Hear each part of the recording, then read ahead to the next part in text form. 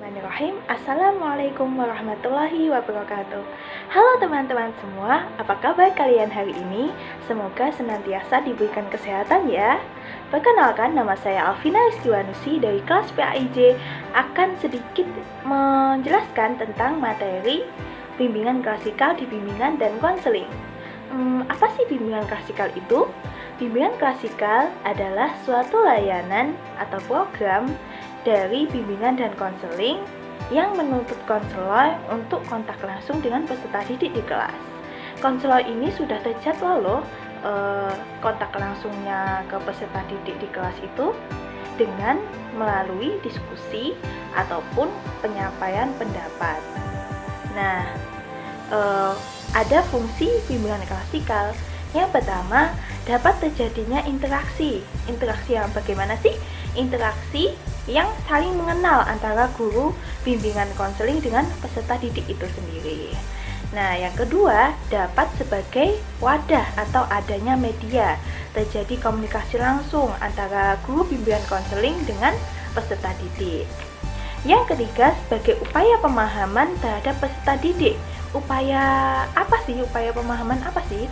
Upaya pencegahan, penyembuhan, perbaikan, pemeliharaan dan pengembangan pemikiran, perasaan atau kehendak serta perilaku peserta didik. Nah, selanjutnya di sini ada perbedaan antara mengajar dan membimbing. Apa sih perbedaannya? Nah, yang pertama ini, layanan bimbingan klasikal bukanlah suatu kegiatan mengajar atau menyampaikan materi sebagaimana mata pelajaran yang dirancang dalam kurikulum pendidikan, melainkan menyampaikan informasi yang dapat berpengaruh terhadap tercapainya perkembangan yang optimal seluruh aspek perkembangan peserta didik. Yang kedua, perbedaannya adalah materi bimbingan klasikal berkaitan erat dengan domain bimbingan dan konseling, yaitu bimbingan belajar, pribadi, sosial, dan karir. Yang ketiga, guru mata pelajaran dalam melaksanakan tugasnya adalah menyelenggarakan pembelajaran yang mendidik, dan tugas guru bimbingan konseling itu menyelenggarakan layanan bimbingan konseling yang memandirikan peserta didik. Itu.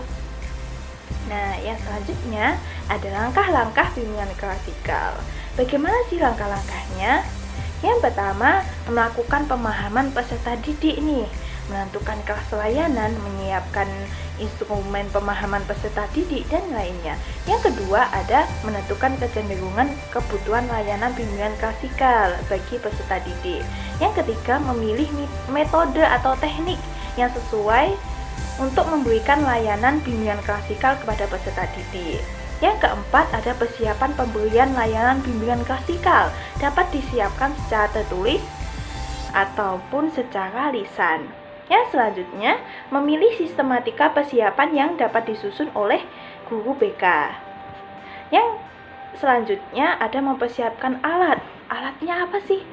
Alatnya itu untuk melaksanakan pemberian layanan bimbingan klasikal sesuai dengan kebutuhan layanan. Tergantung. Yang terakhir ada evaluasi pemberian layanan bimbingan klasikal. Itu tuh perlu dilakukan karena agar mengevaluasi dan bisa tahu bagaimana proses selanjutnya untuk peserta didik tersebut. Nah, terkait dengan metode bimbingan klasikal itu ada 8. Ada homeroom, diskusi kelompok, pembelajaran bimbingan, kelompok baca, pengajaran perbaikan, kaya wisata, ceramah bimbingan, dan organisasi siswa. Nah, organisasi siswa itu kayak ekstrakurikuler di sekolah. Banyak kan ekstrakurikuler di sekolah itu yang bagaimana sesuai dengan bakat dan minat peserta didik. Terus kaya wisata itu di sekolah bisa disebut dengan observasi sekolah. Mungkin di sekolah kalian ada yang menyelenggarakan seperti itu dengan tujuan observasi pembelajaran di luar sekolah atau kelas. Nah, sekian materi yang saya sampaikan. Mungkin ada salah kata mohon dimaafkan. Semoga bermanfaat. Wassalamualaikum warahmatullahi wabarakatuh.